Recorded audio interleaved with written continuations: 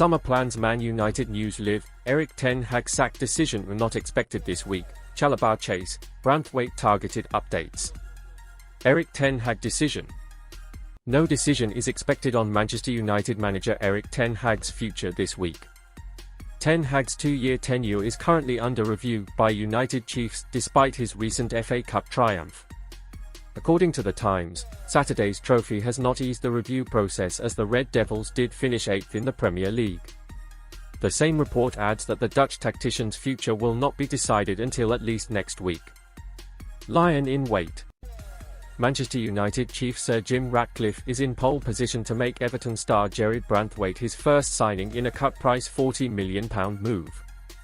Ratcliffe is ready to take advantage of the Toffees' dire financial situation by landing Branthwaite for a bargain £40 million fee. The Merseysiders are in desperate need of cash to stay afloat once their ill-fated £500 million takeover bid by 777 partners is officially scrapped. It means Everton owner Farhad Moshiri is likely to have no choice but to take what he gets for any of his players. And the Premier League giants could end up selling Branthwaite for half his £80 million valuation. More from McCarthy.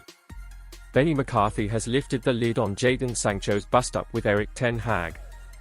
The Manchester United forwards coach added, "I spoke to Jadon as a coach, as a mentor, as a friend, and as someone who grew up on the streets and knows the code.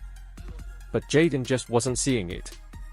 He said, I ain't apologizing because if I do, I'm apologizing for being lazy, always being late, not giving my best, that's what I'm apologizing for." Those were his reasons.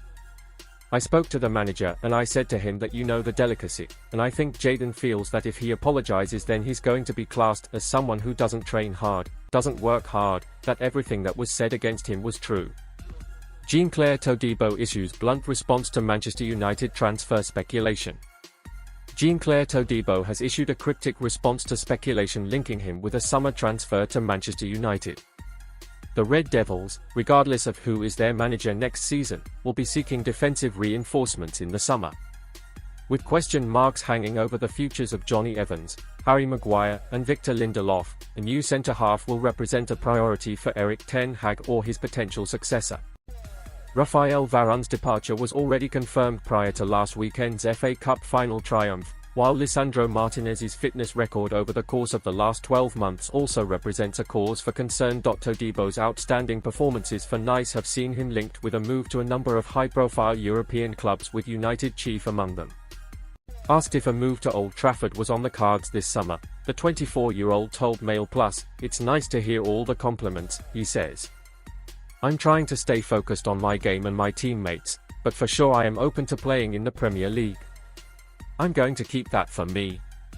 Nice try. Todibo boasts intimate knowledge of the way Sir Jim Ratcliffe likes to conduct his business given the Ineos' role at the League One club. Ratcliffe has already made several high-profile appointments in an attempt to rejuvenate the fallen giants of the English game, with the likes of Omar Barada, Jason Wilcox, Sir David Brailsford and, potentially, Dan Ashworth set to form a highly skilled and qualified backroom team. Asked what United's players and employees can expect from the Ratcliffe revolution, Todibo said, "They changed a lot of things. They give us a comfort so there is a mood around the team to allow the team to succeed. They put a lot of importance on being around the players, to give them the opportunity to have the best performance they can." Sir Jim, he speaks and jokes with the players. And then there's Dave. For Dave, every detail is important, he says. He talks a lot about that, all he thinks about is performance. His experience in cycling means he knows a lot about sporting performance. People say you can't transfer cycling to football, but it's the same thing. Transfer Centre Live. Manchester United considering move for Chelsea defender Trevoh Chalobah. Man United considering move for Chelsea defender Chalobah. Manchester United are considering a move for Chelsea defender Trevoh Chalobah as they assess centre-half options for next season, according to The Independent. Chelsea are reportedly willing to do business on at least one of Chalobah, who is valued at around £25 million, or Conor Gallagher, in order to meet profit and sustainability rules by June 30th. It is claimed United are weighing up a bid for Chalobah, although any move would come amid a planned overhaul of the entire recruitment approach in the summer. Manchester United target shock move for Trevoh Chalobah. Chelsea could also have a decision to make very soon again on Trevoh Chalobah's future, as Manchester United reportedly target a surprise summer deal. Chalobah's Chelsea career looked to be all but over last summer, as a proposed move to Bayern Munich fell through at the 11th hour, with injury then seeing him miss months of Mauricio Pochettino's one and only season in charge at Stamford Bridge. However, he proved his quality over the second half of the campaign and became an important figure in the Blues' backline. According to The Independent, Manchester United are now weighing up a summer bid for Chalobah as they look to improve their centre-back options for next term. The report states that the Blues are willing to sell one of either Chalobah or fellow homegrown talent Conor Gallagher, who is now attracting interest from Aston Villa after long-term links with Tottenham and Newcastle. Jadon Sancho's Borussia Dortmund return offers chance of a new Wembley story in the Champions League final.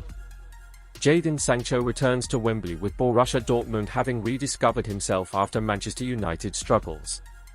Back at the scene of the Euro 2020 final, Sancho appears in the mood for a very different ending since going back home. A Champions League final at Wembley comes laced with meaning for many associated with Borussia Dortmund. Marco Reus and Mats Hummels played in their defeat there to Bayern Munich in 2013. Edin Terzic, now the manager, was in London as a fan. The stadium holds slightly different emotions for another among the Dortmund squad tasked with providing a better ending against Real Madrid on Saturday. For Jadon Sancho, his Wembley final was more than disappointing. It was the night everything changed, brought on by Gareth Southgate in the 120th minute of England's European Championship final against Italy. Sancho had been introduced to take a penalty. His shot was saved, his team lost, and he was the subject of horrendous racist abuse in the aftermath. Just 12 days later, his £73 million move to Manchester United was confirmed. He arrived as perhaps the most exciting young prospect in European football after scoring 50 goals and providing 64 assists in 137 games for Dortmund. He was still only 21 years old. Events since have conspired to mean that despite earning the right to walk out at Wembley again in the biggest game in European club football, he does so having long since lost his place in the England squad, and not with United but back on loan at Dortmund. The story of what happened in the intervening period depends on who you ask. For some, Sancho was a victim of the United malaise. Expected to turn up and turn it on, he found a team lacking in structure, an environment not conducive to allowing him to thrive. Sancho had never been a soloist despite those slaloming runs from deep. At Dortmund, he had full-backs overlapping to create space and a centre-forward willing to exchange passes and provide movement. At United, it was just give him the ball and wait. Others would point to talk of tardiness that predated his arrival, whispers of a questionable attitude. Omitted by Erik ten Hag on the grounds of training ground performance, Sancho pushed back, refused to apologise and found himself frozen out of the squad. It remains remarkable, something alluded to by former Dortmund boss Jurgen Klopp as he left Liverpool. "I cannot just buy into that, his useless stuff, like other clubs did by the way," he said. Buying a player for £80 million and then sending him out on loan. But whatever the situation says about United, it did not reflect well on Sancho, either, and a response was required. Dortmund, it seems, was the best place from where to provide one. He immediately cut a different figure on his return to Germany.